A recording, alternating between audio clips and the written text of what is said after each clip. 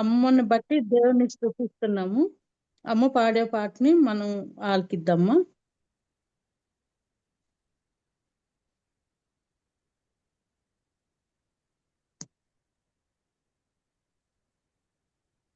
మా అన్మ్యూట్ చేసుకోమా.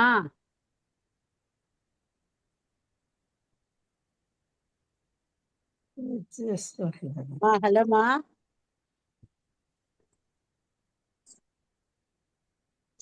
అమ్మ పాడండి.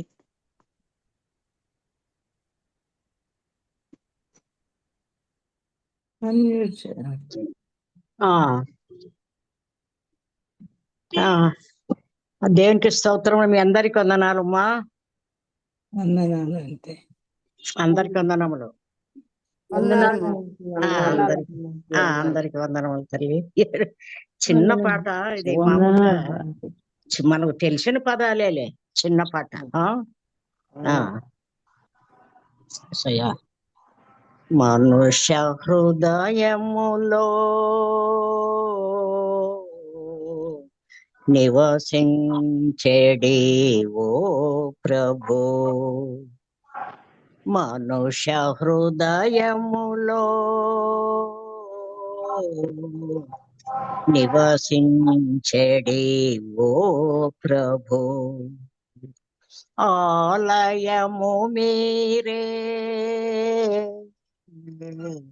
తలుపులు తెరవండి, హృదయపు తలుపులు తెరవండి, నేను వచ్చి మీతో కూడా భోజనం చేసేదను, నేను వచ్చి మీతో కూడా భోజనం చేసేదను, మీ హృదయములను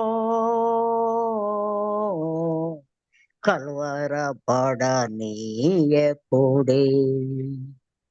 నా యందు విశ్వాసముంచువాడు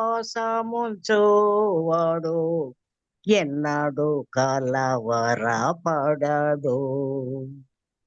నా యందు విశ్వాసముంచువాడు ఎన్నడు కలవరపడడు, హృదయము మోసకరమైనది,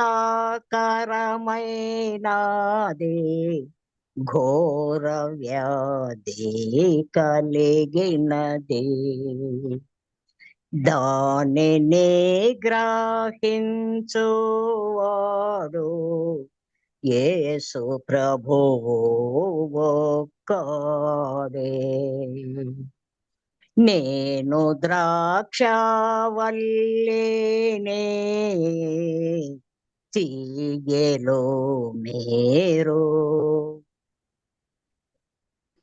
తీగెలు నాలో ఉంటేనే మంచి ద్రాక్షలు కాసెదరు, తీగెలు నాలో ఉంటేనే మంచి ద్రాక్షలు కాసెదరు, నేనే జీవాహారమును, నేనే జీవజలమును, నేనిచ్చు నీళ్ళు త్రాగువాడు ఎన్నడు దప్పిగోనాడు, నేనిచ్చు నీళ్ళు త్రాగువాడు ఎన్నడు దప్పిగోనాడు,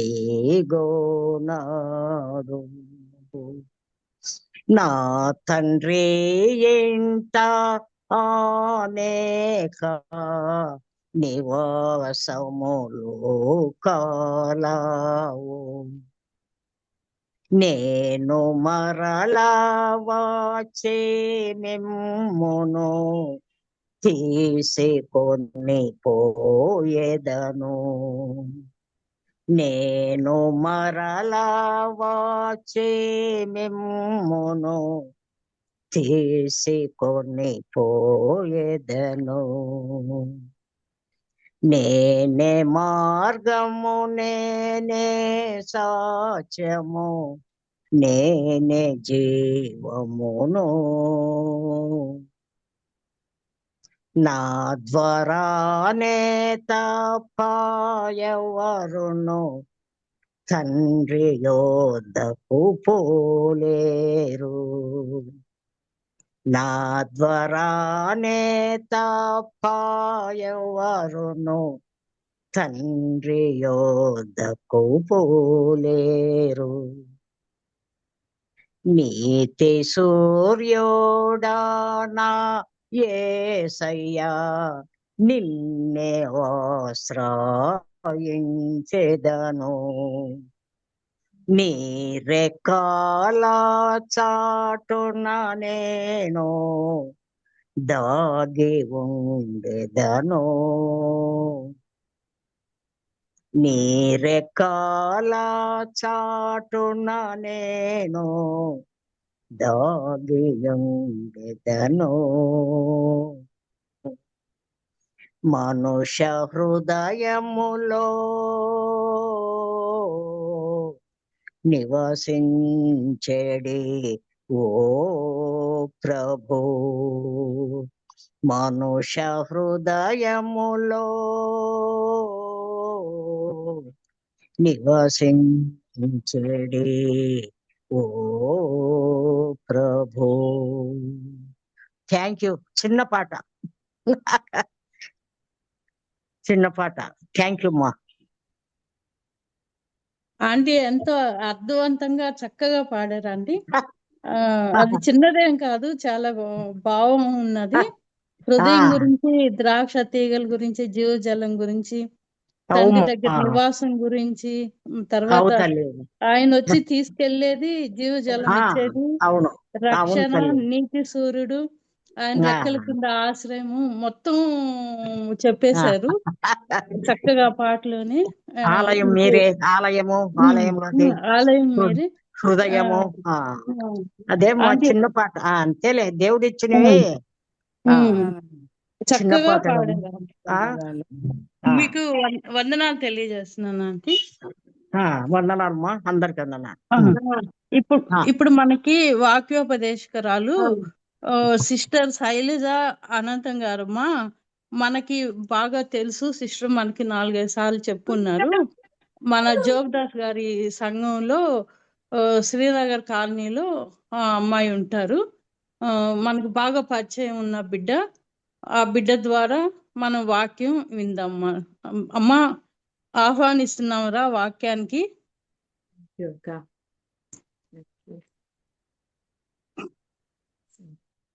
వాక్యానికి ఆంటీ థ్యాంక్ యూ. మీరు చక్కగా పాడినారు, చాలా తక్కువ సమయంలో కూడా బాగా పాడినారు. Thank you aunty. మీ అందరికీ వందనాలు. వినపడుతుంది కదండి?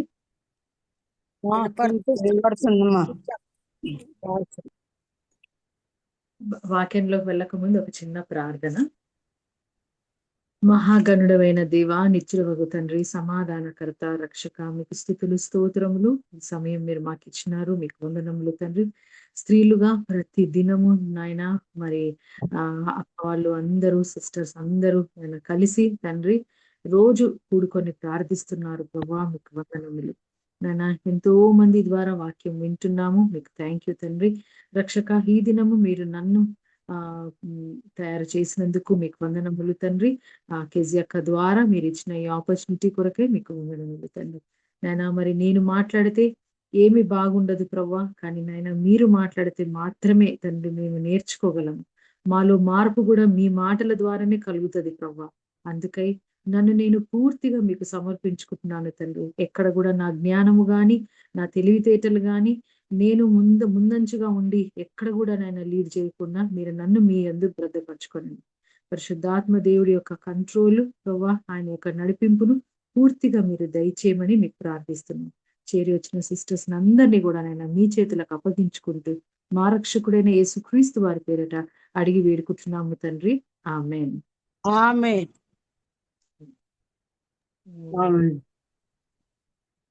సో ఈరోజు ఆంటీ పాడిన పాట ప్లస్ నేను దేవుడు నాకు మాట్లాడిన ఈ మాటలు అన్ని కరెక్ట్ గా ఒకదానికొకటి జత చేర్చబడింది అనమాట. సో నేను ఒక ప్రశ్న అందరిని అడగాలనుకుంటున్నాను, ఏంటంటే మీరందరూ సంతోషంగా ఉన్నారా? ఈ రోజు, నిన్న, మొన్న సంతోషంగా ఉన్నారా? అందరూ ఒక్కరు ఉన్నామమ్మా, కొన్నిసార్లు చాలా సంతోషంగా ఉన్నాం. ప్రభువుని బట్టి సంతోషంగా. దేవుని బట్టి సంతోషం. కొందరము సంతోషంగా ఉండొచ్చు, కొందరము నిరుత్సాహంలో ఉండొచ్చు, మరి కొందరు ఏం జరుగుతుందా అనే ఒక ఏమంటారు ఆందోళన లేదంటే కలవర పడుతుండొచ్చు, మరి కొందరు కన్ఫ్యూజన్ స్టేజ్ లో ఉండొచ్చు, నెక్స్ట్ ఏం జరగనున్నదో అని కొందరు కదా, మరి కొందరు అలసిపోయి ఉండొచ్చు శారీరకంగా. సో ఒక్కొక్కరము ఒక్కొక్క స్టేజ్ లో ఉంటాం మనం కదా, అందరం ఒకే దాంట్లో కాకుండా ఒక్కొక్కరు ఒక్కొక్క స్టేజ్ లో ఉంటాం. సో ఈ రోజు దేవుడి దయ వల్ల మనం విన్న ఆన్సర్ ఏంటంటే సిస్టర్స్ నుంచి అందరము సంతోషంగా ఉన్నాం, దేవుని బట్టి సంతోషంగా ఉన్నాం. సో సేమ్ ఇదే మాదిరిగా బైబిల్లో కూడా మనకందరికి చాలా పరిచయమైనటువంటి వ్యక్తి కథను ఎవరంటే దావీదు మహారాజు. ఆయన కూడా సంతోషంగా ఉన్నాడు. కానీ ఈ పర్టిక్యులర్ చాప్టర్ లో మనం చూసినట్టయితే ఆయన సంతోషంగా ఉన్నాడా, ఏ మాదిరిగా ఉన్నాడో మీకే అర్థమవుతుంది ఇప్పుడు చదివితే వాక్యం. మొదటి సమూయేలు గ్రంథము 27:1. తరువాత దావీదు, నేను ఇక్కడ నిలుచుట మంచిది కాదు, ఏదో ఒక దినమున నేను సౌలు చేత నాశనమగుదును, నేను ఫిలిష్తీయుల దేశములోనికి తప్పించుకొని పోవుదను, అప్పుడు సౌలు ఇశ్రాయేలీయుల సరిహద్దులలో నన్ను వెదకుట మానుకొనును గనుక నేను అతని చేతిలో నుండి తప్పించుకొందునని అనుకొనెను. ఆయన అనుకొని అక్కడికి ఫిలిస్తీన్ల దేశంకి పారిపోతాడు అన్నమాట. అంటే వెళ్ళిపోతాడు, పారిపోవడం వెళ్ళిపోతాడు. సో ఈ వాక్య భాగంలో నుంచి నిజం చెప్పాలంటే గత 2 నెలలుగా నేను కూడా కొంచెం ఆందోళన లేదు కానీ నిరుత్సాహం కూడా కాదు, కానీ ఏదో తెలియని అలసట నాకు. మీకు అందరికి తెలుసు, నాకు కొంచెం ఆరోగ్యము అప్పుడప్పుడు కొంచెం పాడవుతా ఉంటది. సో నేను ఈ మధ్యకాలంలో నేను ఆరోగ్యంగా ఉన్నా, తినగలుగుతున్నా, కొన్నిసార్లు తినలేక, కొన్నిసార్లు అర్థం కాక ఏదో తెలియని దీంట్లో ఉండిపోయినాను అన్నమాట. సో నాకు అర్థం కాలేదు, చాలా రోజుల నుంచి అనుకుంటున్నా, ప్రభువా నేను ప్రార్థన చేస్తున్నాను, నేను బైబిల్ చదువుతున్నాను, కానీ ఎందుకో మరి ప్రభువా నా లోపల తృప్తి రావట్లేదు. నేను పూర్తిగా ఈ రోజు మీ మాట నేర్చుకున్నానో, లేకపోతే మీ మాట పూర్తిగా నేను అనుసరించగలిగే స్థితిలోకి నా మనసు వెళ్ళిందనో నాకు తృప్తి వస్తలేదు ప్రభువా. నాకు తృప్తి లేకుండా ఉన్నాను, నేను అంటనే ఉన్నాను, బైబిల్ చదువుతానే ఉన్నాను, ప్రార్థన చేస్తూనే ఉన్నాను, కానీ ఏదో తెలియని లోపల అసంతృప్తి కూడా కాదు, నిజం చెప్పాలంటే ఒకలాంటి సంతోషం లేదనమాట నా లోపల. సో నేను ఈసారి నేను ఇది ప్రిపేర్ అవ్వలేదు మన కొరకు, కానీ నేను నేర్చుకున్నది ఇది గత పోయిన వారం కాక అటుపోయిన వారము నేను నేర్చుకున్న నిజం ఇది. ఏంటి అనంటే సౌలు కూడా మీకు అందరికి తెలుసు, ఆయన చాలా చిన్న వయసులోనే సమూయేలు ప్రవక్త వచ్చి ఆయనను రాజుగా అనాయింట్ చేస్తాడు. తర్వాత నువ్వు ఇశ్రాయేలుకు రాజు కాబోతున్నావు అని చెప్తాడు, అన్ని వింటాడు, అంత బాగుంది. తర్వాత సమూయేలు ప్రవక్త అభిషేకించి వెళ్ళిన తర్వాత కొన్ని సంవత్సరాలు గడిచిపోయినాయి, దావీదు ఇంకా మహారాజు కాలేదు, ఎందుకంటే సౌలు బ్రతికే ఉన్నాడు కాబట్టి.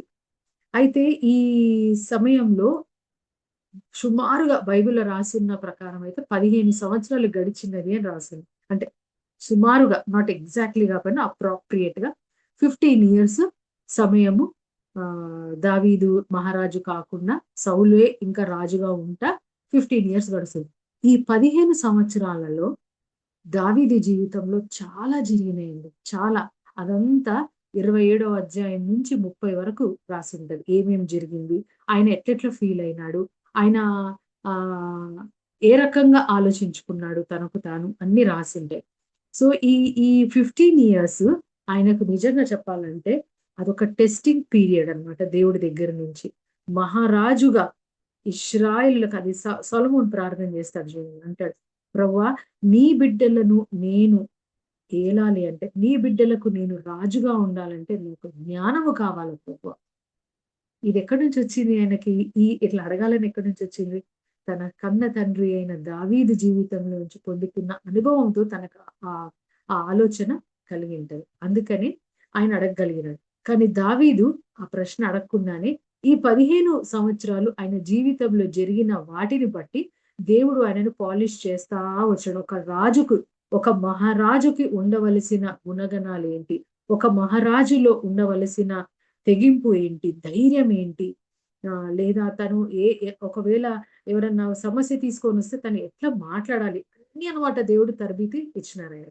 సో ఈ 15 సంవత్సరాలలో ఆయన చేసిన మొదటి తప్పు అది ఏంటి అని అంటే, ఇక్కడ అనుకుంటాడు చూడండి, నేను ఇక్కడే ఉన్నట్లయితే, ఈ స్థలంలోనే, ఈ ఇశ్రాయేలు దేశంలోనే ఉన్నట్టయితే తప్పక సౌలు చేతిలో చనిపోవచ్చు.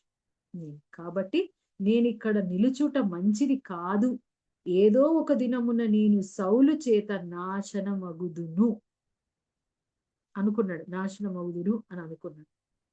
నేను ఫిలిస్తీన్ల దేశంలోనికి తప్పించుకొని పోవుదను.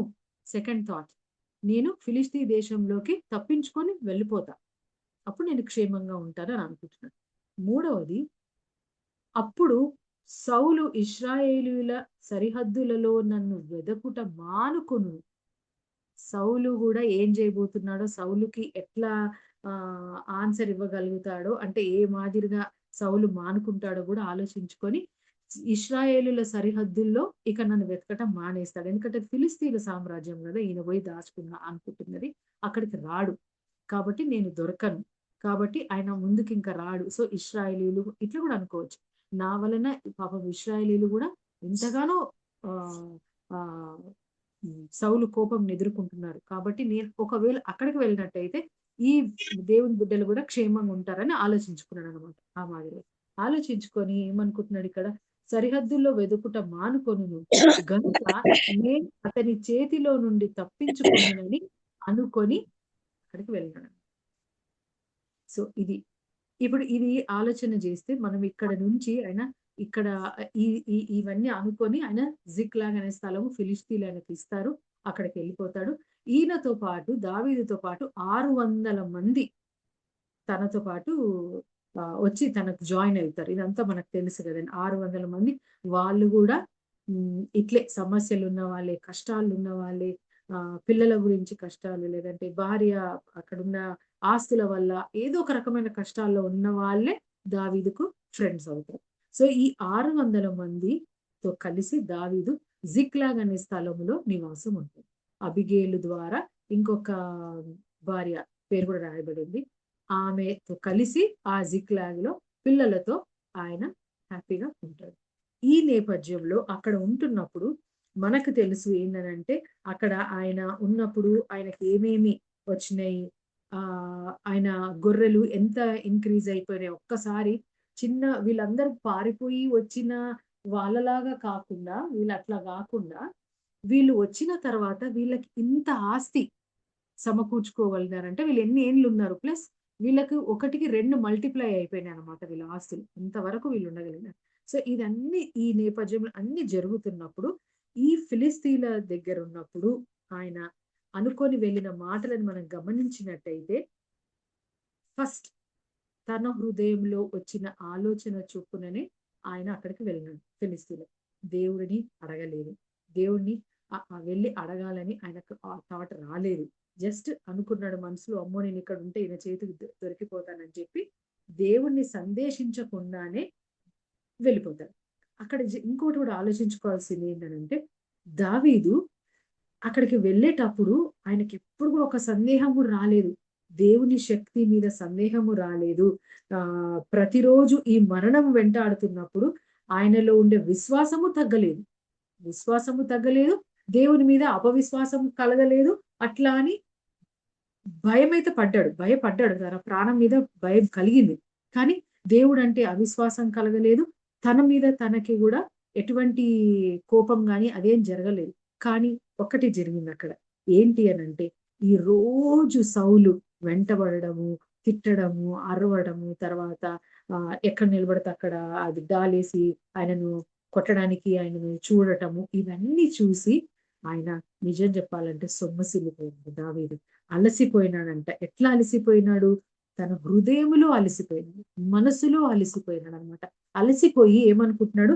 నేను ఇక్కడ ఉండకూడదు, నేను ఇక్కడ ఉంటే దొరికిపోతాను, ఈయన నన్ను ఎట్లయినా చేసి చంపుతాడని అది ఒక నిర్ధారణకు వచ్చేసి వెళ్ళిపోతాడు. సో దావీదు దేని మీద అలసిపోయినాడు? యెహోవా మీద విశ్వాసం ఉంచుకోవటానికి అలసిపోయింది.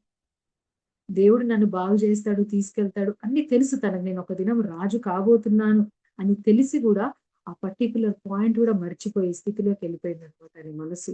అంతగా ఆయన హృదయం బాధపడింది, అంతగా ఆయన అలసిపోయినాడు. ఆయన హృదయం అలసిపోయినాడు. ఆయన నెక్స్ట్ ఏం చేస్తున్నాడో అలసిపోయింది. సో మన ఆత్మ కూడా అలసట కలిగినప్పుడు శత్రువు ఏం చేస్తాడు? దావీదుకి ఎట్లయితే శత్రువు దేవుని దగ్గరికి వెళ్లకుండా ఆయనను ఫుల్ ఆక్యుపై చేసి ఆయనకు భయం కలిగించి, ప్రాణం మీద భయం కలిగించి, దేవుడు ఏమని దావీదుని ఎన్నుకున్నాడు, దేవుని మీద ఆయన ప్రణాళిక ఏంటి, దావీదు మీద ఉన్న ప్రణాళిక ఏంటి కూడా మర్చిపోయేటటువంటి స్థితిలోకి దావీదు వెళ్ళిపోయింది. సో ఎప్పుడైతే మన ఆత్మ, ఎప్పుడైతే మన శరీరం అలసిపోయినా కూడా మనం దేవుణ్ణే కొనియాడతాము, దేవునితోటే మాట్లాడుతుంటాం. కానీ ఎప్పుడైతే ఆత్మ అలసిపోతుందో, ఎప్పుడైతే మన అంతరంగంలో ఉన్న సమస్తము యెహోవాను సన్నుతించుమని ఉంటుంది చూడండి, యెహోవాను సన్నుతించకుండా కొన్నిసార్లు మనకి ఏమనిపిస్తుంది, మనకి ఒకలాంటి తెలియని నిర్లిప్తత అంటారు చూడండి, ఒకలాంటి తెలియకుండా ఏదో ఒక టైప్ ఆఫ్ బాండేజ్ లోకి వెళ్ళిపోతాం అనమాట.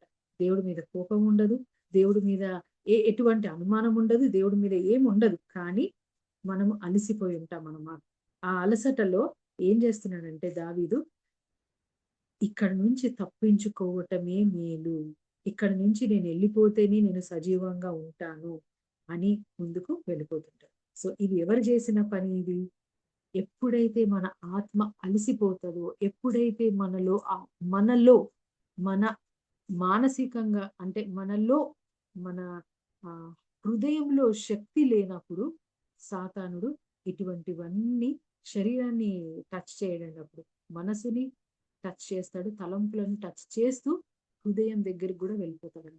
సొమ్మసిల్లేటట్టుగా చేస్తాడు. మనకి డైరెక్ట్ అటాక్ ఎప్పుడు చేయడు, డైరెక్ట్ దాడి ఉండదు, నేరుగా అటాక్ చేయడు, కానీ ఆత్మలో అలసట తీసుకొస్తాడంట. ఇక్కడ దావీదు తన పిలుపుతో రాజీ పడిపోయాడు. ఎప్పుడైతే తనకి ఈ తలంపు వచ్చిందో, ఈ సౌలు నన్ను ఉంచడు, నేను ఇక్కడ ఉండడం మంచిది కాదు, నేను ఇక్కడ నుంచి వెళ్ళిపోవాలా అని ఎక్కడికి వెళ్ళినాడు? శత్రు దేశంకి వెళ్ళి, శత్రువుల దేశంతో పాటు ఆ యొక్క రాజు ఉంటాడు కదా, గాతి స్థలంలో ఉన్న రాజు ఉంటాడు కదా, ఎమెకలైట్ రాజు అయినా, ఆ రాజు ఉన్నటువంటి చుట్టూ సైన్యాలతో దావీదు యుద్ధం చేస్తాడు. దావీదు గ్రహించుకోలేకపోయినాడు, నేను వెళ్ళి ఈ రాజు తరఫున వాళ్ళతో యుద్ధం చేసినప్పుడు నాకు కాదు ఘనత వచ్చేది, ఆ రాజుకి. ఆ రాజుని చూసి ఇక వాళ్ళు భయపడడం స్టార్ట్ చేస్తారు. తర్వాత ఈ దావీదు వెళ్ళి పిచ్చివాడిలాగా కూడా నటిస్తాడు. అక్కడ రాజు ముందు, ఫిలిస్తీన్ల ముందు పిచ్చివాడిలాగా నటిస్తాడు, జొల్లు కారేటంతగా నటిస్తూ ఉంటాడు అన్నమాట. సో తర్వాత ఆ శత్రువుల ముందు, తర్వాత ఆ రాజు ముందు విధేయుడిగా నటిస్తాడు. విధేయత హృదయంలో లేకపోయినా అంత నటన అన్నమాట. ఓ రాజా, నువ్వు చాలా గ్రేట్, నాకే నువ్వు స్థానం ఇచ్చావంటే నీ హృదయం ఎంత మంచిది, నేను నీ శత్రు సైన్యంలో నుంచి, నీ శత్రు దేశంలో నుంచి నేను వచ్చినా కూడా నువ్వు నన్ను అంగీకరించి నాకు ఒక స్థలమునే నాకు ఇచ్చేసావంటే నువ్వు ఎంత గొప్పవాడవు అట్లా అనమాట. అంటే చెప్తున్నాడు అనమాట ఆయనకి. ఏమని? పొగడతలతో, అబద్ధపు పొగడలతో ముంచెత్తుతున్నాడు. తర్వాత శత్రువు దేశాలతో యుద్ధం చేస్తా ఉన్నాడు. తర్వాత దేవుని దగ్గర విచారించక ప్రతి పని, ఆయన చేసే ప్రతి పని కూడా విఫలం అవుతా వస్తా ఉంది. ఫిలిస్తీన్లో ఉన్నప్పుడు ఆయన ఏ పని చేసినా విఫలం అవుతానే ఉంది. ఎందుకు అనంటే, ఎట్లా విఫలమైంది అనంటే, జిక్లాగ్ లో నుంచి ఆయన ఈ ఫిలిస్తీన్ల రాజుతో కలిసి ఒక దేశానికి యుద్ధానికి వెళ్ళేటప్పుడు, ఈ ఫిలిస్తీన్ల రాజు యొక్క ప్రధాన అధికారి ఉంటాడు కదా, ఆయన ఏమంటాడు, రాజా ఈ దావీదుని కూడా మనం వెంట పెట్టుకొని పోతున్నాం కదా. ఆ యుద్ధ భూమిలోకి వెళ్ళిన తర్వాత ఈ దావీదు మన మీదే తిరగబడడానికి గ్యారెంటీ ఏంటి అని ప్రశ్న వస్తుంది ఆయన. వచ్చినప్పుడు రాజుతో అంటాడు. అప్పుడు రాజు అంటాడు, అవును కదా, నిజమే కదా, ఏమో చెప్పలేము. అక్కడికి వెళ్ళిన తర్వాత ఈయన కూడా ఆ శత్రు సైన్యాలతో కలిసిపోయి మన మీదనే యుద్ధం ప్రకటిస్తే అని చెప్పి నువ్వు తిరిగి వెళ్ళిపో అని చెప్తారు. అంటే దావీదు మీద నమ్మకం లేదు, విశ్వాసం లేదు.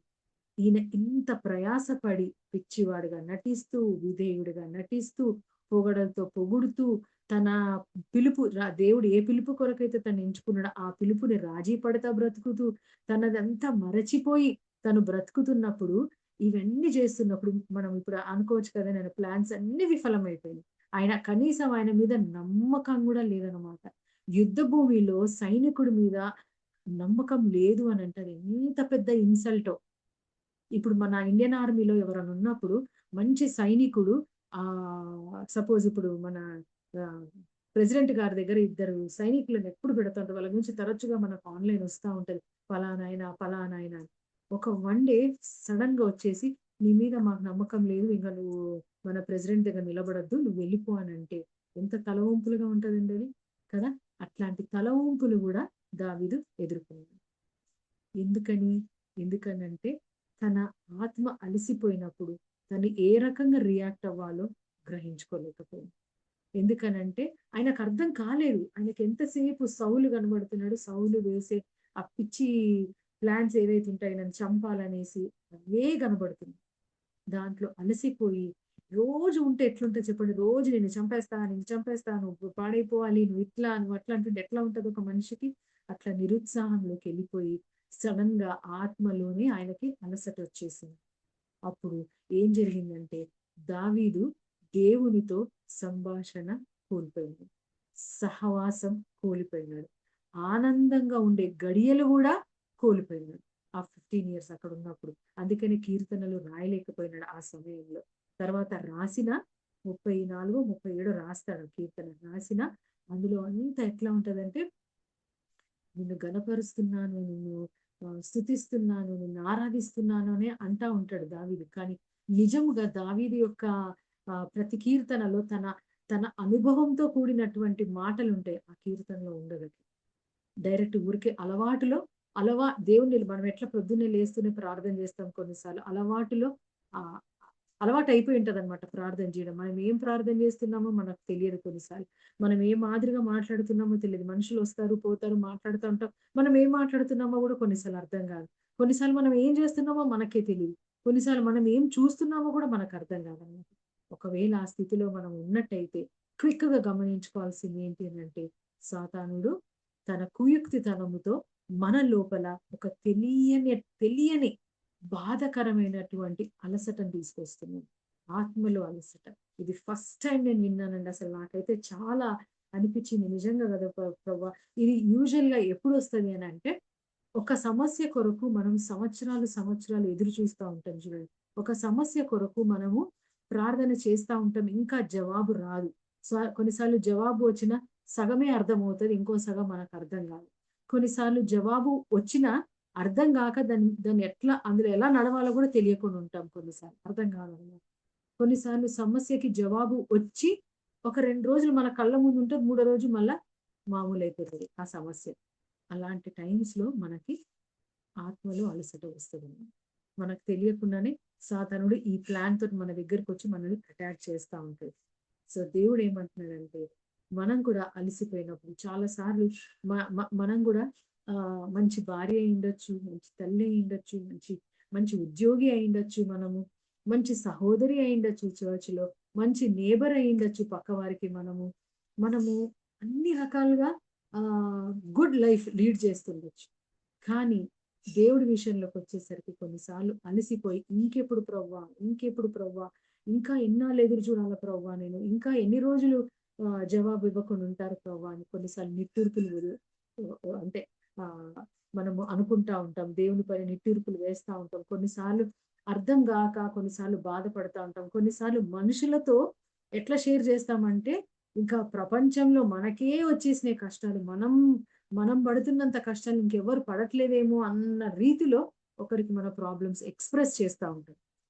కనిపించి కనబడనట్టుగా, మాట చెప్పి మాట చెప్పనట్టుగా, అంటే దాచుతా ఉంటాం అనమాట. మన వర్డ్స్ లోనే దాచుతా పూర్తిగా చెప్పి చెప్పనట్టుగా చెప్పుకుంటుంటాం కొన్నిసార్లు కష్టాలు. ఎవరితోటైనా పంచుకునే పని అయితే కదా! ఆ మాదిరిగా కూడా సాతానుడు కొన్నిసార్లు మనకి తీసుకొస్తాడు. సో మీ లైఫ్ లో ఒకవేళ ఎటువంటి చేంజెస్ లేనప్పుడు, ఒకవేళ ప్రార్థనకి జవాబు లేట్‌గా వస్తున్నప్పుడు, అప్పుడు కొన్నిసార్లు మనం ఈ ఆత్మలో అలసిపోయేటువంటి డేంజర్‌లో పడేటువంటి సినారియో డెవలప్ అవుతది. కాబట్టి మనము ఒకటి జ్ఞాపకం చేసుకుంటాం ఎప్పుడు కూడా, దేవా నా కష్టాలు వృధాగా పోవు. నా కన్నీటికి మీరు ఖచ్చితంగా వెలకట్టి ఇస్తారు. దేవుడు రాసిపెట్టారు, బుడ్డిలో జమ చేసుకుంటానన్నాడు కదా! సో నా కన్నీటికి కూడా మీరు వెలకడతారు. నా కష్టాలను అన్నిట్లో నుంచి మీరు బయటికి తీసుకొస్తారు. మీరు అన్నిట్లో నుంచి మీరు మాట్లాడతారు. కానీ ఒక్కటి నిజం కొన్నిసార్లు మర్చిపోతాం మనం. ఏంటనంటే ఆయన నిజమైన అసలైన సిసలైన టీమ్ ఎక్కడ డెవలప్ అవుతది? ఎక్కడ తయారు చేస్తాడంటే, అన్ని సదుపాయాలిచ్చి, మనకన్నీ మంచిగా పెట్టేసి, మనకన్నీ బాగా ఉండి అక్కడ తయారు చేయడు. ఎక్కడంటే కొలిమిలో కదా! లోయలలో ఉండే అనుభవాలలో, గాఢాంధకారపు లోయలో నేను సంచరించిన ఏ అపాయము నా యొద్దకు రాదని చెప్పగలిగే అనుభవంలో మనం నడుస్తుంటాం చూడండి. అక్కడ ఆయన పర్ఫెక్ట్ టీమ్ గా మనం తయారవుతుంటాం. ఆ ఆ టైంలోనే మనం ఎక్కడుంటామంటే, యోబు గ్రంథంలో రాసి ఉంటది, పర్ఫెక్ట్ ప్లేస్ అన్నమాట. మనం ఎప్పుడైతే ఆ కొలిమిలో నుంచి బయటకు వస్తుంటామో, అగ్నిలో దేవుడు బంగారము రాసింది చూడండి, మూస అనేది ఉంటది. బంగారము స్వర్ణంగా మంచిగా తయారు కావాలంటే ఆయన ఒక్క కంసాలి ఊది ఆ మంటలో దాన్ని పర్ఫెక్ట్ గా తీసుకొస్తాడు కదా ఆ మంటను. సో దేవుడు కూడా మనల్ని పర్ఫెక్షన్ లోకి తీసుకురావడానికి లోయ అనుభవంలో నుంచి, కొలిమిలో నుంచి, అగ్నిలో నుంచి బయటికి తీసుకొస్తూ ఉంటాడు కదా! ఆ టైంలో మనము అన్నిసార్లు మర్చిపోలేమేమో, కానీ కొన్నిసార్లు ఏమని మర్చిపోతుంటామంటే, అత్యున్నతమైన సురక్షితమైన స్థలంలో ఉంటాం మనం ఆ టైంలో. ఎక్కడ అంటే దేవుని యొక్క కౌగిలిలో, లేదా దేవుని యొక్క ఉన్నతమైన ప్లాన్ లో మనం ఉన్నాం. దేవుడి యొక్క ప్రణాళికలో ఆయన మనలో నిర్మించాలనుకునేటువంటి గుణగణాలు మనలో షేప్ అవుతున్న టైంలో ఉంటాం అన్నమాట. ఆ సిచ్యువేషన్ లో, ఆ టైంలో అక్కడ ఉంటున్న ప్లేస్ మనది. అక్కడ మనం ఉన్నప్పుడు అక్కడ మనల్ని ఎవరు టచ్ చేయలేరు. కానీ ఎప్పుడైతే భయానికి గురవుతామో, ఎప్పుడైతే సొంతగా ఆలోచనలకి గురైపోతామో, లేదా ఎప్పుడైతే మనము కొన్నిసార్లు ప్రార్థన చేసినా ఆ ప్రార్థన మన హృదయంలో ఫలించనప్పుడు ఈ అలసటకు గురైపోతాం. ప్రార్థన హృదయంలో ఫలించకపోవడం అంటే ఏంటి అనంటే, మనం ప్రార్థన చేస్తాం, ప్రభా ఇందులో నుంచి మీరు మాకు సమాధానం ఇస్తారు. ఇందులో నుంచి మేము బయటకొస్తాం ప్రభా. ఇందులో నుంచి మేము మమ్మల్ని మీరు బయటికి తీసుకొచ్చి ఒక గొప్ప సాక్షిగా నన్ను నిలబెడతారు ప్రభా అని మనం ప్రార్థన చేస్తాం. కానీ ఆ సాక్ష్యము మన హృదయంలో మాటల ద్వారా గాని, యాక్షన్స్ ద్వారా గాని మనము తయారవుతున్నప్పుడు మనలో కొన్ని మాటలు వస్తూ ఉంటాయి. నేను రేపు ఈ సాక్ష్యం చెప్పేటప్పుడు ఈ మాటలు వాడుకోవాలి, ఈ పాయింట్స్ మర్చిపోకూడదని కొన్నిసార్లు రాసి పెట్టుకుంటాం చూడండి. అది ఫలించడం. ఆల్వేస్ చాలా సార్లు మన హృదయంలో మనం ప్రార్థించినవి ఫలిస్తూ ఉంటాయి. మనం వాటి గురించి అనుభవిస్తూ ఉంటాం. కొన్నిసార్లు మాత్రమే బలహీన సమయాల్లో, కొన్నిసార్లు మాత్రమే ఎప్పుడైతే మనం ఇంకా ఎదుర్కోలేము, ఇక నా వల్ల కావట్లేదు, ఇక నేను చెయ్యలేను అని అనుకున్నప్పుడు మాత్రమే ఆ అలసట వస్తుంది. కానీ ఎప్పుడైతే పెద్ద పోరాటంలో ఉంటామో అక్కడ టైము ఎక్కువ పడుతుంది, ప్లస్ ఇటువంటి అలసట కూడా వస్తుంది. పెద్ద పోరాటం అంటే జీవితానికి కొన్ని మనకి ఒక ఎస్టాబ్లిష్ అయిపోతాం అన్నమాట. పలానా వ్యక్తి పలానా టైంలో ఇట్లాంటిది ఎదుర్కొన్నప్పుడు భలేగా సాక్ష్యం వచ్చింది ఆ వ్యక్తి ద్వారా. అసలు తన జీవితంలో చేసిన మేలు ఎంతో బాగుంది అని కొన్నిసార్లు మనం పంచుకున్నప్పుడు, మన సిస్టర్స్ కానీ, మన దగ్గర మన చిన్న వాళ్ళు, మన పిల్లలు కానీ వాళ్ళు చెప్పుకోవటానికి ఏదో ఒకటి టెస్టిమనీ ఉంటది కదా మన గురించి. అటువంటి టైమ్స్ లోనే సాతానుడు దెబ్బ కొడుతుంది. నాకు తెలియకుండానే మనల్ని అటువంటి లెవెల్లోకి రీచ్ కానియకుండానే మనల్ని అలసటలోకి తీసుకెళ్తాడు. సో ఇక్కడ జరిగింది ఏంటంటే అలసిన ఆత్మ మనల్ని ఏం చేయిస్తుంది, మనతో ఏమేం చేయిస్తుంది అంటే విచిత్రమైన పనులు చేయిస్తుంది, దేవుని ప్లాన్స్ నే ప్రశ్నించడంలోనికి తీసుకెళ్తుంది. అటువంటి సమయాలు మనకి అలసిపోయినప్పుడు దేవుని ప్రామిసెస్ ని మనకి నచ్చినట్టుగా మలుచుకుంటాం. కొన్నిసార్లు మలుచుకుంటాం, చెప్పేసుకుంటాం అన్నమాట. నీ నోరు బాగుగా తెరము, నేను దాన్ని నింపేదని అనిస్తే అది ఒక్కొక్కరు ఒక్కొక్క మాదిరిగా తీసుకుంటారు కదా. బలహీనుడను ప్రభా బలవంతుడిగా తయారు చేయాలి, అక్కడ కింద దేవుడు దానికి ఒక కండిషన్ పెట్టుంటాడు, అది పట్టించుకోము. ప్రభా ఆవగినంత విశ్వాసం ఉన్నా చాలు, కొండలు పోయి పడిపోతాయి అనుకుంటాం మనం కదా. కానీ దాని దగ్గర ఒక చిన్న మాట పెట్టారు దేవుడు, నువ్వు చెప్పినప్పుడు ఆ కొండతో నువ్వు మాట్లాడినప్పుడు అప్పుడు పడిపోతాడు. అట్లాంటి మిస్ అవుతూ ఉంటాం అనమాట. అటువంటి మిస్ అయినప్పుడు ఏం చేస్తుంటామంటే మనము దేవుని ప్రామిసెస్ ని మనకు అనుకూలంగా మార్చుకునే టైంలోకి వెళ్తాం. ఈ వెయిటింగ్ పీరియడ్ లో దేవుని అనుమతి లేకుండానే నిర్ణయాలు కూడా తీసేసుకుంటాం. దేవుడి దగ్గరికి వెళ్ళి దేవుడితో మాట్లాడి దేవుడు ఏమంటున్నాడో అని అడిగే అంత విచారించే అంత ఆసక్తి గాని ఓపిక గాని శక్తి గాని మనలో ఉండదన్నమాట. అది కోల్పోతాం. అది కూడా ఒక డేంజర్. సో ఇవన్నీ సాతానుడు తీసుకొస్తాయి. తర్వాత ఆ నిర్ణయాలు కరెక్ట్ అని ఆ సమయంలో అనిపిస్తాయి మనకి. ఎట్లా దావీదుకి అనిపించింది, ఇక్కడ నుంచి ఈ ఇశ్రాయేలు కోస్టుల నుంచి నేను వెళ్ళిపోయి ఫిలిస్తీన్లకు వెళ్ళిపోతే ఇక ఆయన నా గురించి వెతకడం మానేస్తాడు. సో నేను సేఫ్ గా ఉంటాను, నాకు అక్కడే బాగుంటది, ఇక్కడ ఊరికి వేధింపులను తట్టుకోలేకుండా ఉన్నాను, అక్కడికి వెళ్ళిపోతే కొన్నాళ్ళు హాయిగా ఉంటుంది, సౌలు చచ్చిపోయినాకనే కదా నేను రాజే, ఆయన చనిపోయినప్పుడు తిరిగి వద్దాంలే అని అనుకున్నాడేమో మనసులో. ఇది వాక్యంలో లేదండి, మనసులో అనుకున్నాడేమో అని నేను అనలైజ్ చేసుకుంటున్నాను అట్లా అనమాట. సో సాతానుడు ఏం చేస్తాడంటే మనం తీసుకునే నిర్ణయాలు కరెక్ట్ అని మనకు అనిపించేలాగున ఆ లాజిక్ మర్చిపోయే స్థితిగతుల్లోకి మనల్ని తీసుకెళ్తాం. మనం మర్చిపోతుంటాం మనం దేని కొరకు నిర్మింపబడ్డాము, దేవుడు మనకు దేని గురించి మాట్లాడతా ముందుకు తీసుకెళ్తున్నాడు, దేవుడు ఏం చెప్తున్నాడు, అసలు దేవుడు నా గురించి ఆ బిగ్ పిక్చర్ అంటే ఈ రోజు నుంచి అంటే నేను పుట్టినప్పటి నుంచి నేను చనిపోయే లోపు నేను ఏమేమి అవుతానో అవన్నీ దేవుడి దగ్గర లిస్ట్ ఉంది. అది కొన్నిసార్లు మర్చిపోయేటట్టుగా చేస్తాడు సాధారణంగా. అలాంటప్పుడు ఆ నిర్ణయాలు తప్పు అని ఎప్పుడు తెలుస్తాయంటే మనకు ఆ నిర్ణయాల వల్ల వచ్చే కష్టాలు ఉంటాయి చూడండి. ఆ నిర్ణయాల వల్ల మన చుట్టూ కమ్ముకున్నటువంటి పరిసరాల పర్యవసనాలు ఉంటాయి చూడండి, సర్కమ్స్టాన్సెస్. అప్పుడు అర్థమవుతుంది. ఏమర్థమవుతుంది, ఆ రోజు నేను తీసుకున్న తప్పు నిర్ణయం వల్ల ఇది అని పూర్తిగా కూడా అర్థం కాదు. ఎందుకు ఇట్లా జరిగిందంటావు, వాళ్ళ వల్ల ఏంటి, వీళ్ళ వల్ల ఏంటి, లేదా నేనే ఏదో తప్పు ఆలోచన చేసింటాను అనుకుంటాను, టాను అనే దగ్గరికి వెళ్తాం. పూర్తి కూడా సబ్మిట్ అవ్వలేమన్నమాట దేవుడికి.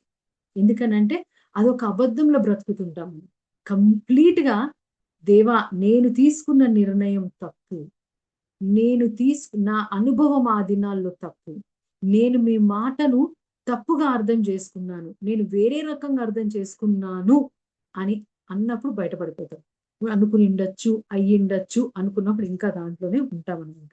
సో సాతానుడు ఇవన్నీ మనల్ని అలవాటుగా మార్చేసి దీనిలో మనల్ని బయటకు తీసుకెళ్తాడు. అయితే మనం తీసుకొచ్చినప్పుడు ఈ నేను చదవడానికి టైం లేదని చెప్తున్నానండి.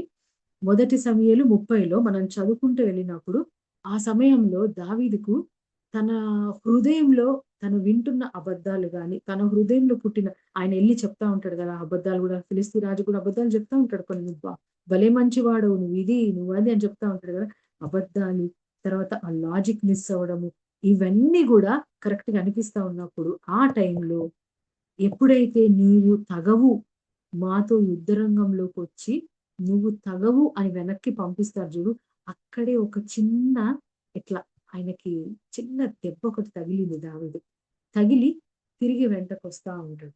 కానీ మనసులో ఒక విధంగా సంతోషం కూడా ఉంది. ఎందుకంటే ఈ వాక్యం ఉంది బైబిల్, నేను ఎట్లా పోయి నా ఇశ్రాయేలు మీద నేను ఏ మాదిరిగా పోయి నేను యుద్ధం చేయాలి ప్రవ్వా, నా ప్రజల మీద నేను పోయి ఎట్లా యుద్ధం చేయాలి ప్రవ్వా అని ఒక తలంపు కూడా దావీదుకి వస్తుంది.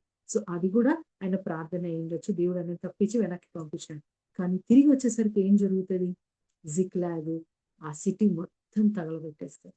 భార్య పిల్లల్ని వస్తువులని ఆయనకు కలిగినటువంటి క్యాటిల్ అదే మేకలు ఒంటెలు అన్నిటిని తీసుకొని వెళ్ళిపోతాడు. ప్రతి ఒక్కరు పోతాడు. అప్పుడు దావీదుకి అర్థమవుతుంది ఏం జరిగింది. ఎక్కడ ఎంత కోపం వస్తుంది, చాలా కోపం వచ్చేస్తుంది ఆయన ఫిలిస్తీన్ల మీద. కానీ బాధ ఎప్పుడు నిజంగా కలుగుతుందంటే, ఈ 600 మంది తనతో పాటు తన భార్య పిల్లల్ని కూడా కోల్పోయినారు కదా. అంటే వాళ్ళు ఏమనుకుంటారు, చనిపోయినారేమో అనుకుంటారు, తీసుకొని ఎత్తుకొని వెళ్ళిపోయినారని అప్పటికి వీళ్ళు గ్రహించుకోలేరేమో. అప్పుడు వీళ్ళు ఏమంటారు, రాయి తీసుకొని ఆయన మీద కొట్టండి. తన నమ్ముకున్న మనుషులే, వాళ్ళ మీద 15 సంవత్సరాలు తన టైం కేటాయించి వాళ్ళ మీద లీడర్ గా ఉన్నాడు కదా దావీదు. ఆ లీడర్షిప్ తన ఎంతైతే టైం వాళ్ళ మీద పెట్టినాడో ఆ టైం అంతా వృధా పోయింది. వాళ్ళకు తరబీతి ఇచ్చి, అరే మీరు బాధపడద్దు, దేవుడు ఉన్నాడు, మనం ఎప్పుడొకప్పుడు బయటికి వస్తాము దీనిలో నుంచి, మీరు అధైర్యపడద్దు అని చెప్పుకుంటూ వాళ్ళని ఒక మనుషులుగా తయారు చేశాడు కదా. ఆ మనుషులే రాయి తీసుకొని కొట్టండి విని అన్నప్పుడు ఎంత బాధపడిపోతాడంటే, ఆ దినము అప్పుడు ఆయనకు అర్థమవుతుంది, నేను తీసుకున్న నిర్ణయం ప్రభువా, నేను మిమ్మల్ని వచ్చి సంప్రదించకుండా, మీ దగ్గరకు వచ్చి మీ దగ్గర నేను అడగకుండా, మీతో పాటు కూర్చొని మీ దగ్గర నేను ఏమంటారు ఆన్సర్ తీసుకోకుండా, లేదా మీ దగ్గరకు వచ్చి మీ దగ్గరకు వచ్చి నేను అడగకుండా, అంటే మీ ఆలోచన ఏంటి ప్రవ్వా అని నేను తీసుకోకుండా, అంటే హీ డిడ్ నాట్ ఎన్క్వైర్డ్ అనమాట. దేవుని దగ్గర ఎన్క్వైరీ చేయలేదు తను. సో నేను చేయనందుకే ఇది జరిగింది అని తను గ్రహించుకొని అప్పుడు ఏమంటాడంటే, ప్రధాన యాజకుడి దగ్గరికి వెళ్ళి ఈఫోదు తీసుకురా, దేవుడి దగ్గర నుంచి ఈఫోదు తీసుకురా. ఇప్పుడు దేవా వెళ్ళమంటారా, నన్ను ఉండమంటారు, నన్ను ఏం చేయమంటారు చెప్పండి అన్నట్టు. అప్పుడు దేవుడు అంటాడు, వెళ్ళి నువ్వు అన్ని వెనక్కి తీసుకొచ్చుకుంటావు, డేవిడ్ రికవర్ అవ్వాలి, నువ్వు అన్ని తీసుకొచ్చుకుంటావు, నీకు నేను అన్ని తిరిగి ఇచ్చేస్తున్నా అని చెప్తాడు కదా. సో దేవుడు ఎప్పుడైతే మనము ఈ ఆత్మలో అలసిపోయినప్పుడు, ఎప్పుడైతే దావీదు కూడా తన అభిషేకం ఉన్న సంగతి మరచి, తన అభిషేకంలో ఉన్నానని తెలిసి కూడా ఆ ప్రణాళికను, అసైన్మెంట్ ని కూడా పక్కన పెట్టేసి తనతో పాటు తన 600 మనుషుల్ని కూడా, ఈయన ఏ ఆత్మలో అయితే ఈయన బాధపడతా వచ్చినాడో సేమ్ కైండ్ ఆఫ్ డెసిషన్స్ ఈ 600 మంది కూడా తీసుకున్నారు. లీడర్ కదా, దావీదు లీడర్ కదా. సో లీడర్ తీసుకున్న నిర్ణయాలు వీళ్ళు కూడా తీసుకున్నారు. సో మనము ఇల్లు కట్టున్నది స్త్రీనే అని దేవుడు అన్నాడు కదా. సో కొన్నిసార్లు మనం సొమ్మసిల్లిపోయి మనం తీసుకునే ఆ కొన్ని నిర్ణయాలు మన కుటుంబం ఎక్కడైనా బాధపడుతుందేమో, మన కుటుంబం కానీ, మన తోటి వాళ్ళు కానీ, మన పక్కన వాళ్ళు కానీ, మన బంధువులు కానీ ఎవరైనా ఎక్కడైనా త్రోవ తప్పుతున్నారేమో, మనకే తెలియదు కదా మనం పడిపోయినామని. సో మనల్ని మనం పరీక్షించుకుంటూ, మనల్ని మనం ఆలోచించుకుంటూ, మనది మనం చూసుకున్నప్పుడు మనకు అర్థమవుతుంది. ఇక్కడ ఇంకొక మాట, దేవుడు నీవు రాజువు అవుతావు, నీవు నీ బిడ్డలను, అంటే ఇశ్రాయేలులకి మంచి రాజు. సౌలు ఏం చేసినాడు, డిజోబీడియన్స్ తోటి దేవుడికి మంచి, అంటే ఆయన మాట వింటేనే అంత బాగా జరుగుతుంది, తన మాట వినకపోతే ఏది బాగా జరగదు అనే లెవెల్లో సౌలు పరిపాలన జరుగుతుంది. కానీ దావీదుకి ఏమని చెప్తాడు దేవుడు, నువ్వు మంచి పరిపాలన, నేను అనుకున్న పరిపాలన నా బిడ్డలకు అందించమని దేవుడు తయారు చేసి ఆ అసైన్మెంట్ ఇచ్చి పంపించినప్పుడు ఆ అసైన్మెంట్ కూడా పక్కన పెట్టేస్తాడు. సేమ్ థింగ్ బైబిల్లో ఇంకో వ్యక్తికి కూడా జరిగింది ఇది. ఎవరంటే శాంసన్. తనలో ఉన్న బలహీనతను బట్టి దేవుడు ఎందుకు ఆయనను నాజీరుగా ఎంచుకున్నాడో మర్చిపోయి తను ప్రవర్తిస్తాడు కదా. సేమ్ థింగ్ దావీదు కూడా డిఫరెంట్ లెవెల్లో జరిగింది. మనము వార్లో ఒకవేళ, ఇప్పుడు దావీదు 2 సార్లు ఓడిపోయినాడు. ఫస్ట్ టైం ఈ టైంలో సౌలుని తప్పించుకోవడానికి ఫిలిస్తీన్కి వెళ్తాడు. సెకండ్ టైం యుద్ధ భూమిలో ఉండవలసిన వాడు, నేను అలసిపోయాను, నేను రాజును కదా, ఐ కెన్ టేక్ రెస్ట్, నేను రెస్ట్ తీసుకోవచ్చు, నన్ను ఎవరు ఏమనరు, నాకు బదులుగా నా దగ్గర పనిచేస్తున్నటువంటి ఈ సైన్యాధిపతులు వాళ్ళు పోట్లాడతారు, నాకేం అవసరం లేదని చెప్పి రెస్ట్ తీసుకోవడానికి ఆయన ప్యాలెస్ లో ఆగిపోయినప్పుడు బత్షెబాను చూసి మళ్ళీ కోల్పోతాడు. అక్కడ కూడా దేవుని దృష్టిలో తప్పు చేస్తాడు. సో ఎప్పుడైతే మనము కొన్నిసార్లు శారీరకంగా కూడా అలసిపోయినప్పుడు, కొన్నిసార్లు మనం దేవుడు చెప్పిన పాయింట్స్ మర్చిపోయి, దేవుడు ఏ రకంగా మన దగ్గర నుంచి ఎక్స్పెక్ట్ చేస్తున్నాడు అవి కూడా కొన్నిసార్లు మర్చిపోయే ఛాన్సెస్ ఉంటాయి. సో ఎప్పుడైతే మనము యుద్ధంలో ఉన్నాం, ఇప్పుడు మనం యుద్ధంలోనే ఉన్నాం, మనం ఏదన్నా దేవుడు మనకు మంచి ప్రణాళిక ఇస్తే ఆ ప్రణాళికను పడగొట్టడానికే సాతానుడు చూస్తా ఉంటాడు. ఎవరిని మింగివేదునా అని చూస్తా ఉన్నాడని మొదటి పేతురు గ్రంథంలో రాసింది కదా. ఆ మాదిరిగా వాడు ప్రతిదానికి ఒక ఒక ప్లాన్ వేసుకొని వస్తాడనమాట. మనం ఏదైనా ముందుకెళ్తా ఉంటే వాడు వెంటనే నెక్స్ట్ డే వచ్చి, ఆహా ఈమె దేవుని ఆరాధికురాలు అయిపోతుంది, ఈమె మంచి టెస్ట్ మనీతో బయటకు వచ్చేస్తుంది, ఈమెకి ఎంత బాగా దేవుడు అర్థమైపోతాడు, ఈమె దేవుళ్ళో ఫుల్ ఎదుగుతుంది, వచ్చేసేయండి నా సైన్యం అంతా వచ్చి ఈమెను ఎక్కడెక్కడ డిస్టర్బ్ చేయగలగాలో అక్కడ డిస్టర్బ్ చేయండి అని చెప్పి వాడు సైన్యాలకు అప్పచెప్పేసి వెళ్ళిపోతాడు. సో ఆ టైంలో కూడా మనం కొన్నిసార్లు మనము కింద పడిపోయే ఛాన్సెస్ ఉంటాయి. సో ఎప్పుడైతే ఇట్లా దేవుడు అప్పచెప్పిన పనిని మనము అలసటలోనో లేకపోతే తొందరపాటులోనో లేకపోతే కొన్నిసార్లు అర్థం కాకనో మనము తప్పిపోయినప్పుడు ఆటోమేటిక్ గా ఆ తప్పుకి మనం త్రోవిచ్చిన వారం అవుతాం. ఆటోమేటిక్ గా మనమే డోర్ ఓపెన్ చేస్తాము, మన కష్టాలకి మనము దారి ఇస్తాం అనమాట. రండి మీరు ఇవన్నీ చేయండి అన్నట్టుగా ఉంటది మన పని. సో అదొకటి. అందుకని మనం ఏమి గుర్తుపెట్టుకోవాలంటే ద ప్రాబ్లం, ఏ ప్రాబ్లంలో అయితే ఇప్పుడు మనం ఉన్నాము, దట్ ఈజ్ ద ట్రైనింగ్. ఆ ప్రాబ్లం, మనం ఉన్న ప్రాబ్లము మనకు ఒక మంచి ట్రైనింగ్, ఒక ఐపీఎస్ ఐఏఎస్ కి ఎట్లా హై క్లాస్ ట్రైనింగ్ మన మన భారతదేశంలో జరుగుతుందో అట్లా ఆయన సైన్యములకు అధిపతి యెహోవా అని అంటారు కదా, ఆయన సైన్యములో ఒక్క యోధుడుగా ఒక్క సోల్జర్ గా మనల్ని డెవలప్ చేసే ట్రైనింగ్ లో మనం ఉంటాం. నెక్స్ట్ లెవెల్ కి మనం ప్రమోషన్ లో వెళ్తాం అనమాట. ఈ ప్రాబ్లమ్స్ లో ఉన్నాము అని అంటే మనకు ప్రమోషనే, డిమోషన్ కాదు, ప్రమోషన్ లోకి వెళ్తాం. కానీ ఈ సమస్యలో కొట్టుమెట్లు ఆడిపోయి కొన్నిసార్లు అర్థం కాక, కొన్నిసార్లు మనం ఏం చేస్తున్నామో తెలియక, కొన్నిసార్లు దేవుని ప్రణాళిక అర్థం అవుతుంది కానీ వెయిట్ చేసే ఓపిక లేక కొన్నిసార్లు దారి తప్పే ఛాన్సెస్ ఉన్నాయి. అందుకని దేవుడు అంటున్నాడు, ఎట్లా దావీదు దేవుని దగ్గర తనను తాను బలపరచుకొనెను అని రాసింది. మొదటి సమూయేలు గ్రంథము 36వ వచనంలో ఉంటాయి. యెహోవాలో తనను తాను బలపరచుకొనెను. ఎట్లా బలపరచుకోగలం మనకి మనం అంటే, ఫస్ట్ థింగ్ మనం గుర్తుపెట్టుకోవాల్సింది ఏంటంటే, నమ్మగలిగిన దేవుడు, మనల్ని ప్రేమించే దేవుడు, మన కొరకు ప్రాణం పెట్టిన దేవుడు, మనకి ఏదైనా ఇస్తానని చెప్పి మనం ఒక తప్పు చేయగానే మన దగ్గర నుంచి తీసేసుకోడు కదా. ఇవన్నీ మనం గుర్తు తెచ్చుకొని ఆయనను ఆరాధిస్తా, కీర్తనలు పాడుతా, సంతోష ధ్వనులతో, ఆనందోత్సాహాలతో మనల్ని మనము రోజు నిలబెట్టుకోవాలి. ఆ కష్టం వచ్చినప్పుడు నిజంగా చాలా బాధ ఉంటది, మనకు ప్రార్థన కూడా చేయాలనిపించదు, ఎవరైనా చెప్తుంటే కూడా వినాలనిపించదు, ఎవరితో పక్కన వాళ్ళతో కూడా మాట్లాడాలనిపించదు, మనకు అవన్నీ జరుగుతూ ఉంటాయి. కానీ మనల్ని మనము బలపరచుకోవాలి. ఇదే రాసింది, దావీదు యెహోవాలో తనను తాను బలపరుచుకున్నాడు. సో మనల్ని మనం బలపరచుకోవాలి. ఎట్లా అంటే, దేవుడు నమ్మదగిన వాడు, దేవుడు మాట ఇచ్చి తప్పని వాడు కదా. ఇంకొక మాట కూడా, మనము ఒకవేళ యుద్ధ భూమిలో మనం ఉన్నాం కదా, మన జీవిత సమస్యల్లో ఉన్నాం కదా, ప్రభా నా వల్ల కాదు నేను వెనక్కి తిరిగి వెళ్ళిపోతాను అని అంటే కుదరదు. ఎందుకంటే చార్ల్స్ స్పర్జన్ గారు ఒక మంచి ఉపమానం చెప్పారు. ఏమనంటే, దేవుడు ఎఫెసీ 6:12 ఇచ్చిన కవచము అది మన శరీరం ముందు భాగాన్నే కవర్ చేస్తుంది కానీ మన వీపును కవర్ చేయదండి. అన్ని మన ముందు భాగానికి, బ్రెస్ట్ ప్లేట్ మన ముందు భాగానికి, ఖడ్గం మన చేతులకి, వెనకాల చేతులు ఉన్నావు కదా ఇక్కడే, తర్వాత హెల్మెట్ ఆఫ్ సాల్వేషన్ అది ఇక్కడికే, మైండ్కి, కాళ్ళకి, అన్నిటికీ. కానీ వెనక వీపుకి ఏదీ లేదు. సో మనం వెనుతిరిగినామంటే దేవుడు ప్లాన్ల నుంచి మరణం తగ్గింది, మనం గెలవలేము. ఎందుకంటే మన వెనుక ఈజ్ నాట్ కవర్డ్, మనకి ఏ ఆయుధము లేదు వెనక్కి, కానీ ముందుకుని, అది కూడా మనం గుర్తుపెట్టుకోవాలి. తర్వాత పరిస్థితులు ఇలాగే ఉంటాయి అని రాజీ పడిపోవద్దు. ఇది ఎన్ని రోజులు కొనసాగుతుంది అని బాధపడదు. ఎన్ని రోజులు ప్రవ్వా అని అన్నాము అనంటే అపనమ్మకం మన హృదయంలో మొలకెత్తుతున్నట్టే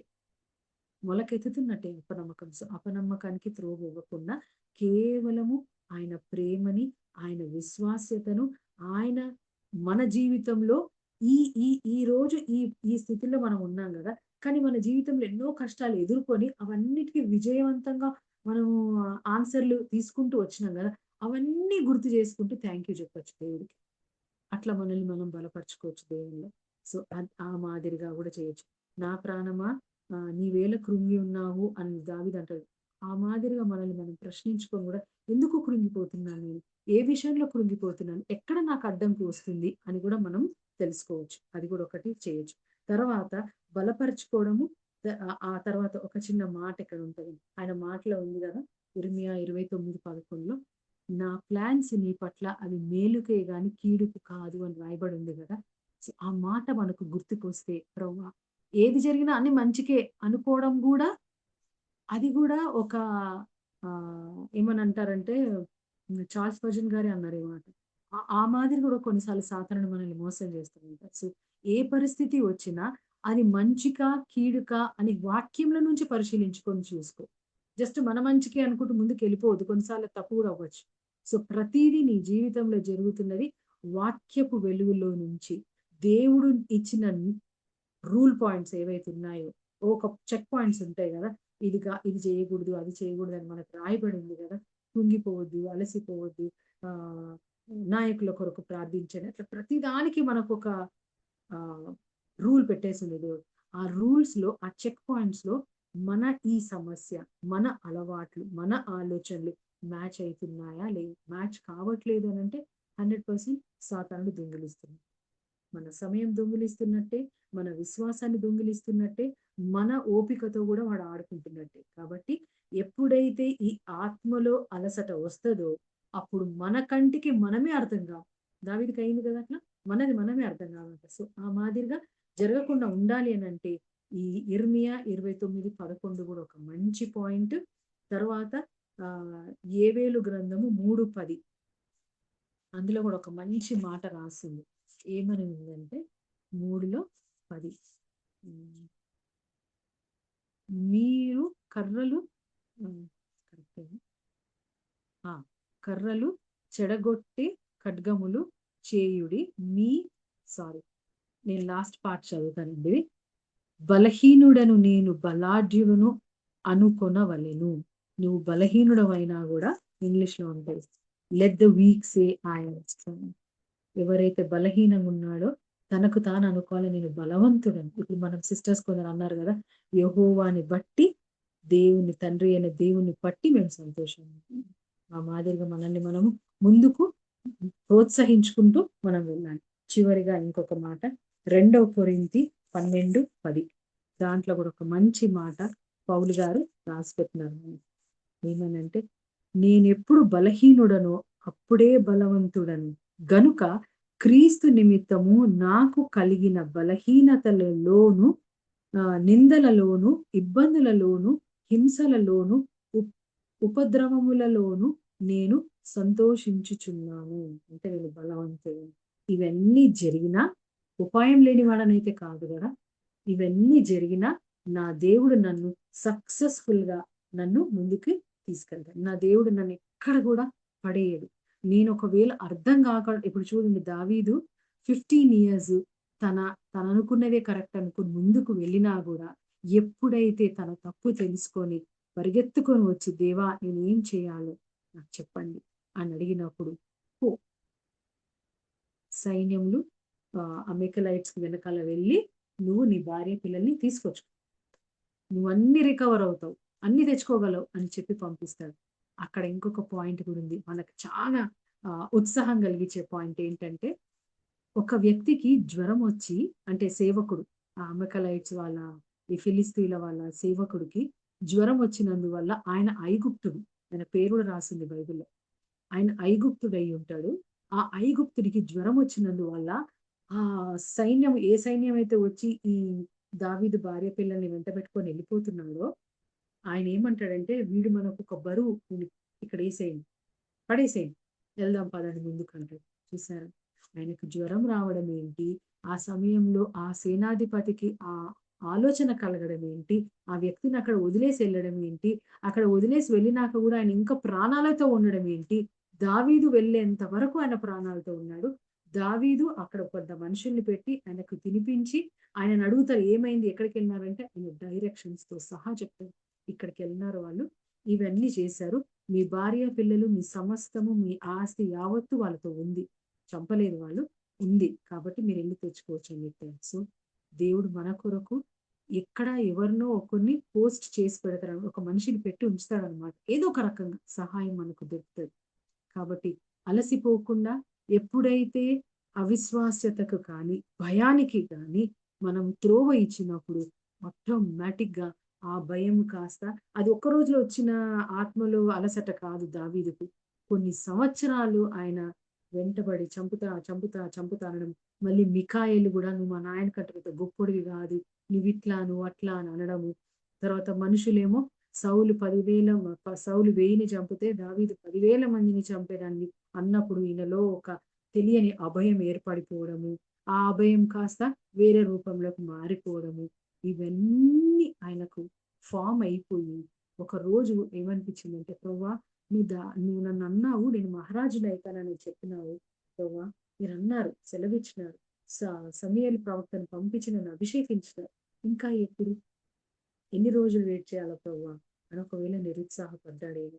ఒకవేళ తనకు తాను అట్లా అనుకున్నాడేమో దావీదు. అనుకొని తనకు తాను ప్రశ్నించుకున్నప్పుడు ఆ ప్రశ్నలో నుంచే అపవిశ్వాసము, అపనమ్మకము కదా, ఒక పేషెన్స్ లేకుండా ఒక మనసు అట్లా డెవలప్ అవ్వడము, ఇవన్నీ నెమ్మదిగా స్టార్ట్ అయ్యి ఎక్కడికి వచ్చినాడు? నేను ఇశ్రాయేలీయుల దేశంలోనే ఉండకూడదు, ఫిలిష్తీ దేశంకి వెళ్తాడు. ఆ ఫిలిస్తీన్లు ఎవరు? ఇశ్రాయేలీయుల యొక్క ఎనిమీస్. సో సాతానుడు మనల్ని ఎట్లాంటి పరిస్థితిలో తీసుకెళ్ళిపోతాడంటే, వాడు ఏలుతున్న రాజ్యంలో మనల్ని ఎంత కంఫర్టబుల్ గా కూర్చోబెడతాడంటే ఇది తప్పు కాదు అని అనిపిస్తుంది. నేను ఇట్లా అర్థం చేసుకోవడం తప్పు కాదు, నేను ఇట్లా ఊహించడము తప్పు కాదు, నేను ఫలానా వ్యక్తి, ఇది బైబిల్లో రాసింది, తల్లిదండ్రులకు లోబడాలనో, లేకపోతే మీరు ఇది చేయకూడదనో, లేకపోతే ఎదుటి మనిషిని ప్రేమించాలని, పొరుగువారిని మిమ్మల్ని వల్ల నువ్వు పొరుగువారిని ప్రేమించాలని రాసింది కదా. ఇవన్నీ ఉన్నా కూడా ఒకానొక సమయంలో కొంచెం దాన్ని మార్చబడుతుంది మన హృదయంలో. ఎప్పుడు? ఇలాంటి సమయంలో. ఎప్పుడైతే మనకి ఇటువంటి ఆలోచనలు ఏర్పడి, ఎప్పుడైతే మనము అలసిపోయి ఈ దేవునికి భిన్నంగా, దేవుడి మాటకు భిన్నంగా, వ్యతిరేకంగా కాదు, భిన్నంగా మనం డెసిషన్స్ తీసుకొని, మనలో మనం ఊహించుకొని, మనలో మనం ఆలోచించుకొని ఎప్పుడైతే వెళ్ళిపోతామో అప్పుడు దేవుడు పెట్టిన ఆ చెక్ పాయింట్, దేవుడు పెట్టిన ఆ మార్క్స్ ఏవైతే ఉంటాయో, 100కి 100 తెచ్చుకోవాలి బిడ్డ మీరు అన్నప్పుడు మనం 100కి 10 మార్కులు, 5 మార్కులు అంటే 35 కంటే తక్కువ వస్తాయి అంటే ఫెయిల్ అయిపోతుంటాం అనమాట ఆ టెస్ట్ లో. అట్లా తక్కువ వచ్చినప్పుడు మనం గమనించుకోవాల్సింది ఏంటి అని అంటే, ప్రతి సమస్యలో దేవుడు చెప్పినట్టుగా నడుచుకుంటున్నామా, దేవుడి ఎక్స్పెక్టేషన్ కి తగినట్టుగా జీవిస్తున్నామా, దేవుడు ఏదైతే కోరుకుంటున్నాడో మనలో నుంచి, ఒకరోజు మిస్ అయినా మర్నాడైనా మనలో నుంచి వస్తుందా అని మనల్ని మనం చెక్ చేసుకుంటూ ముందుకు వెళ్ళినప్పుడు ఇటువంటి ఆత్మలో అలసట మనకి వచ్చిన తొందరగా పసిగలుగుతాం. ఎందుకంటే దావీదు యొక్క జీవితంలో నుంచి దేవుడు నేర్పిన పాఠంను బట్టి మనం తొందరగా నేర్చుకుంటాం కదా. అప్పట్లో పాపం వీళ్ళకి, దావీదుకు బైబిల్ లేదు కదా ఆయనకు తెలుసుకోవడానికి. సో మనకి దేవుడు పెట్టినాడు కాబట్టి మనము నేర్చుకొని మనము ఇటువంటి దానిలో నుంచి తొందరగా బయటపడవచ్చు. సో ఇది నేను నేర్చుకున్నాను. నాకు కూడా అర్థమైంది, ఎక్కడో నేను కూడా అలసిపోయినాను కాబట్టి ఆయన పాటలు బాగా పాడుకుంటాను. పాటల్లో ఎంజాయ్మెంట్ లేని, వాక్యం చదువుతున్నాను, అలవాటు కొద్ది చదువుతున్నా, అలవాటు కొద్ది ప్రార్థన చేస్తున్నాను, కానీ ఆ సారము నా లోపల దిగిపోయి నాలో ఆ ఆనంద ధ్వని బయటికి రావట్లేదు అనమాట. నేను ఎంజాయ్ చేయట్లేదు, అంటే ప్రెసెన్స్ ని ఎంజాయ్ చేయట్లేదు నేను. సో నేను ఆ లెవెల్కి ఒక మూగ మనస్సు అంటారు, ఒక మూగత్వంలోకి వెళ్ళిపోయింది అనమాట. నేను ఏం చేస్తున్నానో నాకు తెలియట్లేదు, నేను ఏం మాట్లాడుతున్నానో నాకు తెలియట్లేదు, నేను ఎక్కడికి వెళ్తున్నానో నాకు తెలియట్లేదు, నేనేమి బైబిల్ చదువుతున్నానో రాసుకుంటున్నాను, కానీ మళ్ళీ మనం నెమరేసుకుంటాం కదా, అప్పుడు గుర్తు రావట్లేదు నాకు. అంత అలసట తీసుకొస్తాడు సాతానుడు కొన్నిసార్లు. సో ఈ వాక్యం ద్వారా నేను చాలా బలపూరితంగా ఫీల్ అయ్యి, నేను దాని నుంచి అర్థమైంది నాకు, అవును ప్రభు ఎక్కడో నేను కూడా అలసిపోయినాను. ఎందుకంటే నా జీవితంలో కూడా కొన్ని ఇంకా జవాబు పొందుకోవలసిన అవసరతలు ఎన్నో ఉన్నాయండి, ప్రేయర్ రిక్వెస్ట్లు ఎన్నో ఉన్నాయి నా జీవితంలో.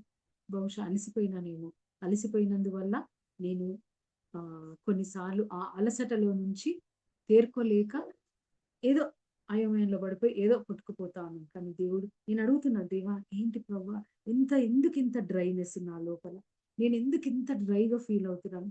మీరు మాట్లాడుతున్నారు, ఆనందించలేకపోతున్నాను. మీ మాటల్లో నుంచి నేను ప్రతిసారి పొందుకునే ఆనందం ఈసారి లేదు ప్రభా.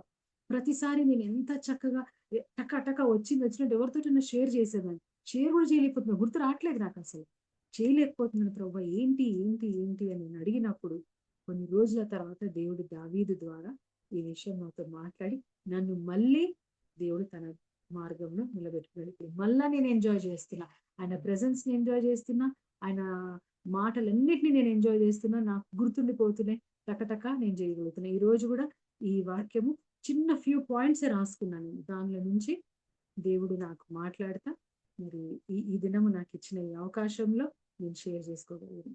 So thanks to the lord. దేవునికి నిండా స్తుతులు స్తోత్రములు. ఈ అవకాశం ఇచ్చిన కేజీ అక్కకి, మీకు అందరికీ కూడా వందనాలు. Thank you. ప్రేజులాడం చాలా మా చక్కగా వందనాలు నాన్న. వందనాలమ్మ. ఎంతో చక్కగా వాక్యం తెలియజేశావు నాన్న. ఎంతో మంచి అనుభవాలతో చెప్పింది చక్కగా. అనుభవాలతో చెప్పావు నాన్న. మళ్ళీ మనం ఎలా అలసిపోకూడదు, దేవునిలో ఎలా శక్తి కలిగి ఉండాలా, తర్వాత దేవుని దగ్గర ఎలా విచారించాలా, లేకపోతే మనం ఎలా అయిపోతాము, దేవుడికి దగ్గర మనం ఆశ్రయించాలి కానీ నిరుత్సాహపడకూడదు. జీవితంలో, స్త్రీ జీవితంలో కన్నీరు బాధలు ఉన్నాయి, కానీ వాటన్నిటిని మనం ఎలా దాటుకొని పోవాలా, తర్వాత మనం తీసుకునే నిర్ణయాలు సరైనవి అని అనుకోకుండా దేవుని దగ్గర మనం విచారించాలా. సాతాను గర్జించు సింహంలాగా వస్తున్నాడు, మన వెంట సమస్యలు ఉన్నాయి, వాటిని మనం ఎలా జయించాలా. తర్వాత బలహీనులమి మనము, కానీ ఆత్మలో బలం గల వాళ్ళమి, ఎలా మనం జీవించాలో అమ్మ వాక్యము సారం కలిగింది. ఆ విధంగా దాన్ని గ్రహించి మనం నేర్చుకోవాలని చెప్పారమ్మా. చిన్న బిడ్డవైనా ఎంతో గొప్ప అనుభవాలు మాకు తెలియజేశావు నాన్న. స్త్రీలము బలహీనమైన ఘటాలమి, కానీ ఇవన్నీ కూడా తెలుసుకోవాలా, మాకు బలపరిచేవు తల్లి. అందును బట్టి దేవుణ్ణి స్తుతిస్తున్నాము.